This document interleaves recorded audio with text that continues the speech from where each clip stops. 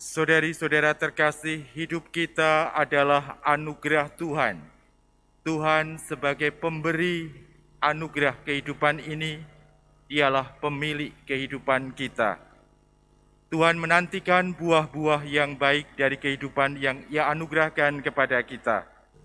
Ibu bapak, saudara-saudari, dan teman-teman muda yang terkasih di dalam Tuhan, saya percaya, saya meyakini, setiap orang, apapun iman, kepercayaan atau agamanya, ia atau semua orang itu selalu berusaha untuk menjadi lebih baik dari saat ke saat.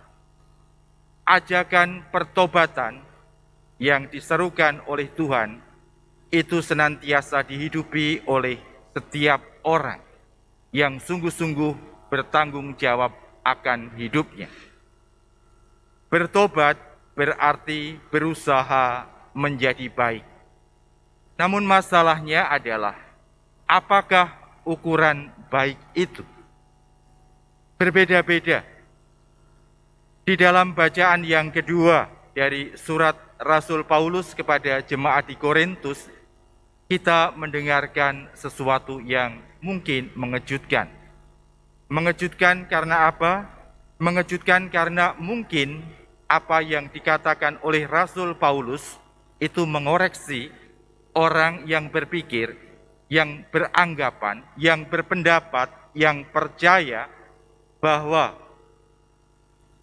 orang akan menjadi baik itu jika rajin beribadat. Kalau untuk orang Katolik, mungkin orang bisa beranggapan, saya menjadi orang Katolik yang baik kalau setiap minggu saya ke gereja, atau mungkin bahkan tiap hari saya mengikuti perayaan Ekaristi. Tetapi Rasul Paulus mengatakan sesuatu yang mungkin akan mengejutkan Anda dan saya, kita semua. Karena ia mengatakan demikian.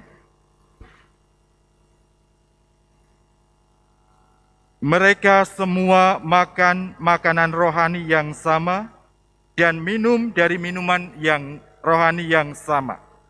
Sebab mereka minum dari batu karang rohani yang mengikuti mereka, dan batu karang itu ialah Kristus. Tetapi sungguh pun demikian, Allah tidak berkenan kepada sebagian dari mereka. Jadi, rajin beribadat saja ternyata belum cukup untuk menjadi ukuran baik. Orang lain mungkin berpendapat, saya akan hidup baik kalau hidup saya itu tidak mengganggu orang, tidak menyakiti, tidak melukai hati orang, tidak membuat orang lain susah. Tetapi, saudara-saudari, Bapak, Ibu, dan teman-teman muda terkasih, kita juga mendapat inspirasi dari Injil Lukas yang kita dengarkan bersama. Bukankah pohon ara itu juga tidak mengganggu pohon yang lain? Ia hidup, mungkin memberi pemandangan yang indah bagi orang yang ingin memandang pohon yang tumbuh rimbun hijau. Ia mungkin tidak mengganggu tanaman lain yang ada di kebun itu. Tetapi mengapa pemilik kebun anggur itu ingin menebangnya? Jadi, Bapak, Ibu, dan saudara-saudari serta teman-teman muda terkasih, untuk menjadi baik di hadapan Tuhan, menurut apa yang kita dengar dalam bacaan-bacaan hari ini, tidak cukup untuk rajin beribadat saja. Tidak cukup kalau hanya sekedar tidak mengganggu orang lain saja, tidak menyakiti hati orang lain saja. Tetapi hidup yang baik itu harus menghasilkan buah. Dan apakah buah yang Tuhan harapkan dari orang-orang yang di matanya baik?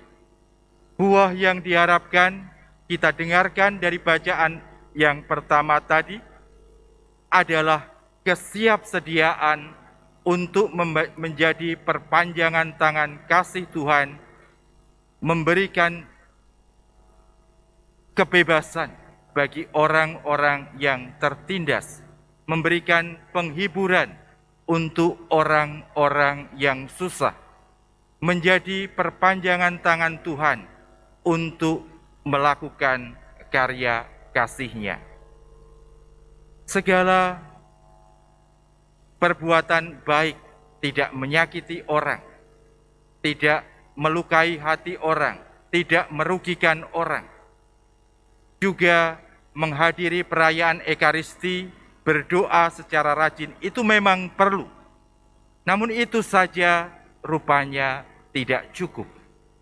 Tuhan mengharapkan dari kita buah-buah dari kehidupan yang Ia anugerahkan untuk kita.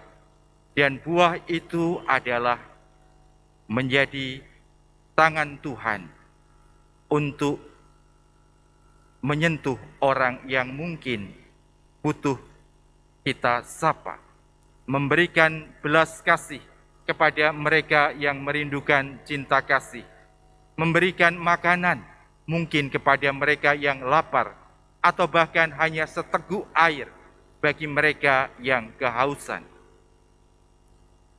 Semoga segala laku tapa, latihan rohani yang kita lakukan di masa Prapaskah ini membantu kita sekalian untuk pertama-tama melihat ternyata ukuran baik itu bukan menurut apa yang ku yakin, tetapi ukuran baik itu di hadapan Tuhan harus kita sesuaikan apa yang Tuhan ingini. Menjadi pribadi yang Tuhan ingini lebih benar, lebih baik daripada meyakini apa yang menurut pendapatku sendiri baik.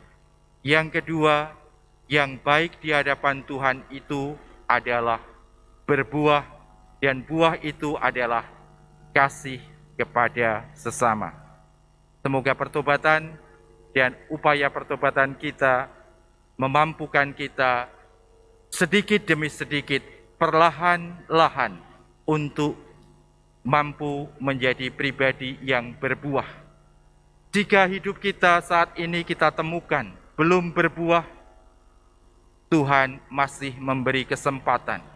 Kita diberi kesempatan untuk mencangkul dan memupuk hidup kita seperti pohon ara itu yang saat itu belum mendapatkan buah, belum menghasilkan buah, belum didapatkan buah daripadanya, tetapi diberi kesempatan untuk digarap, diolah, dipelihara secara baik.